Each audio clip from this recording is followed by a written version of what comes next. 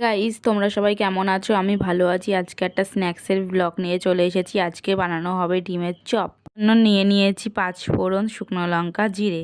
এগুলোকে গুঁড়ো করে নিতে হবে। তার আগে গরম জল বসিয়ে নিয়েছি। তো আমার বরমশাই বসে পড়েছে আর আমি শিলটা নামিয়ে নিচ্ছি। ওকে আমি দিয়েছি আলুরগুলো কাটতে। ওর কিন্তু আমার সাথে হেল্প করে অনেকটাই। আর আমি এখানে শিলে গুঁড়ো করে নিচ্ছি। আর এই দেখো,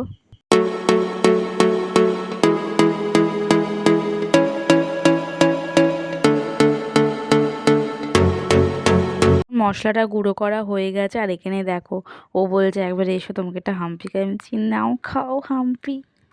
জিনিস খেয়াল করে দেখছি, আমার বর মশাই কিন্তু ভালো আলু কাটতে পারছে। আর আমার এদিকে মশলা গুঁড়ো করা হয়ে গেছে। তারপর আমি রসুন থেতো করে নিচ্ছি।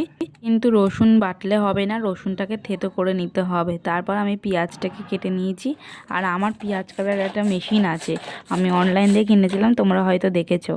আমার এটাতে এত হেল্প হয়, আমি অনেকটা পেঁয়াজ দিলেও পেঁয়াজগুলো খুব সুন্দর মিহিভাবে গুঁড়ো গুঁড়ো হয়ে যায়। এই দেখো, তাহলে আর কি হয়, বটি দিয়ে আর কাটতে হয় না। আর এখানে আমি ডিম আলু সেদ্ধ বসিয়ে দিয়েছি। আমার বরমশাই কিন্তু দোকানে গেছিলো, যা যা দরকার এনেছিল। আর এই দেখো, বসে পড়েছে গ্যাসের সামনে। বললাম, তুমি যখন গ্যাসের সামনে বসেই পড়েছো, তাহলে আজকে মশলাটা তুমিই করে নাও। বললো ঠিক আছে, আমি করছি, তুমি ক্যামেরা ধরো। তারপর তেলটা গরম হয়ে গেল, পেঁয়াজটা ওর মধ্যে দিল, তারপরে দিল নুন, দিয়ে নাড়িয়ে নিল। আর খুন্তি দিয়ে একটুখানি নাড়িয়ে নিল, পেঁয়াজটা একটু ভাজা ভাজা করে নিল। তার বর এরকম রান্না করে বউদেরকে খাওয়াই, আমাকে বলবে। আর এখানে আমি আদা রসুন দিয়ে দিল।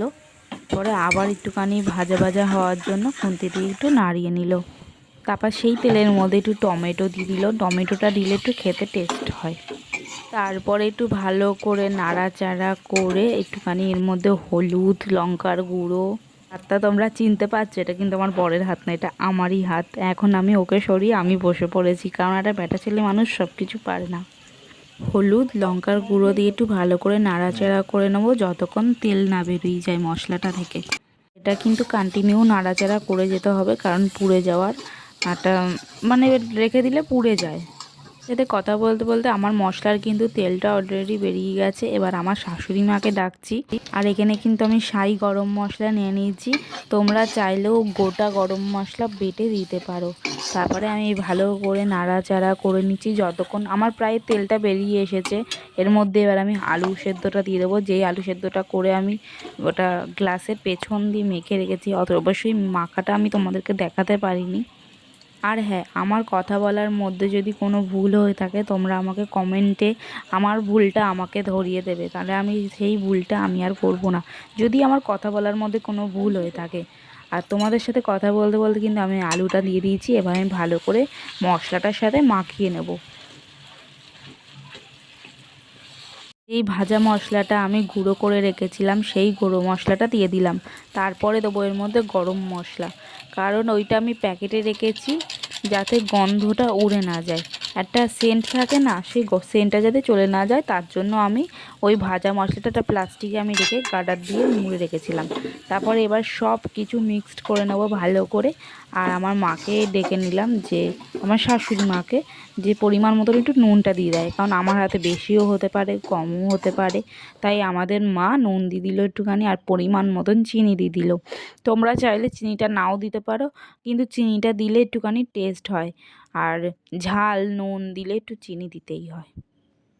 ভালো করে নাড়াচাড়া করে নেওয়ার পর যেই দেখবো আমার এটা ডোটা মানে আলু মাখাটা ডো মতন হয়ে যাচ্ছে, তখন আমি এটা নামিয়ে নেব থালাতে। আর থালাতে নামিয়ে নিয়ে এটা ফ্যানের তলায় শুকাতে দেবো। কড়ার মধ্যে আলুটা লেগে গেছে, এবার আমি এই কড়াটা জল দিয়ে ভিজিয়ে রাখবো। আর আলুর প্লেটটা আমি ফ্যানের তলাতে শুকাতে দেবো, ঠান্ডা হয়ে যায়। আমি এখানে ডিমটাকে ছাড়িয়ে নিয়েছিলাম, এবার সব কিছু এক জায়গায় রেখেছি। আমার বর মশাই এবার কাটিং করবে। আর কাটিং করতে ওই ভালো পারে, একটা ডিম 4 টুকরো হবে। ও কত সুন্দর করে করছে দেখো, আর হাতটা একটু কাঁপছিল। এই দেখো 4টে ডিম হচ্ছে। আর এটা হচ্ছে বেড গাম। আর ডিম রেখেছি এখানে, কাঁচা ডিম। আমার শাশুড়ি মা গুলিয়ে নিচ্ছে, একটুখানি ভালো করে ফাটিয়ে নিচ্ছে। আর আমার মা আছে, বরমশাই আছে, আর আমি আছি, তিনজনের হাতের ছোঁয়া পড়ছে। আর আমার হাতের ছোঁয়া পড়েনি এখনো অবধি। আমি ক্যামেরা ধরছি আর এখানে বরমশাই আর শাশুড়ি মা এখানে করছে। আমার বরমশাইয়ের বদলে আমার থাকা উচিত ছিল, আমার বদলে আমার বরমশাইকে থাকা উচিত ছিল ক্যামেরাম্যান। ঠিক আছে চলো, ওরা বানাক, আমি কাকাকে চাটা দিয়ে আসি। যাক, কোনো না কোনো কাজে তো আমি লাগলাম। আর এখানে এসে দেখি প্রায় হয়ে গেছে, আর আমার বরমশাইও চা খেয়ে নিচ্ছে, আর আমার শাশুড়ি মা একা একা করছে, আর আমি ক্যামেরা ধরছি। চলো তোমাদেরকে আমি রেসিপিটা দেখিয়ে দিই। আর এখানে দেখো ডিমের মধ্যে কোট করা হচ্ছে, তারপরে বেডগামের মধ্যে আবার কোট করে রাখা হচ্ছে থালাতে। আর এই দেখো না, দুজনেও করছে, শাশুড়ি মা আর বর। ডবল করে এটা আবার হবে। এই দেখো আমার বরমশাই ডিমে চোবাচ্ছে আর শাশুড়ি মা বেডগামে লাগাচ্ছে। দুবার করলে না তবেই মোটা হবে জিনিসটা।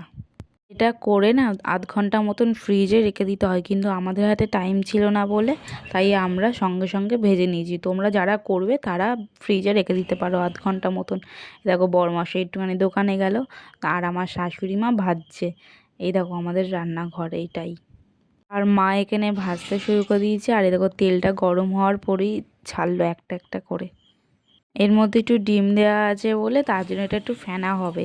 আর এখানে দেখো একবার এক পিঠ করে ভাজা হয়ে গেছে, আবার পরের পিঠটা ভেজে নিচ্ছে।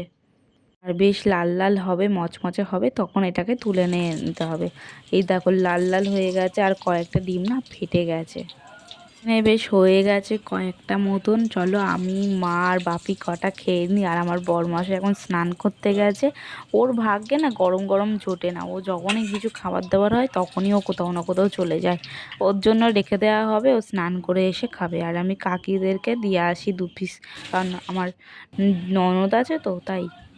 আর এই দেখো বরমশাই এসে ভেঙে তোমাদেরকে দেখাচ্ছে, গরম গরম ধোঁয়া উঠছে পুরো। আর খেতে না খুব সুন্দর হয়েছে, ফোনের মধ্যে বলে বোঝাতে পারছি না, যদি এটা রিয়েল হতো আমি তোমাদেরকে বোঝাতাম। চলো একটু ভালোবাসা হয়ে যাক, ও আমায় খাইয়ে দিচ্ছে, আমি ওকে খাইয়ে দিচ্ছি। চলো আজকের মতন ভিডিওটা এখানেই শেষ করছি। ভালো লাগলে লাইক কমেন্ট শেয়ার, হ্যাঁ সাবস্ক্রাইব করতে ভুলো না কিন্তু।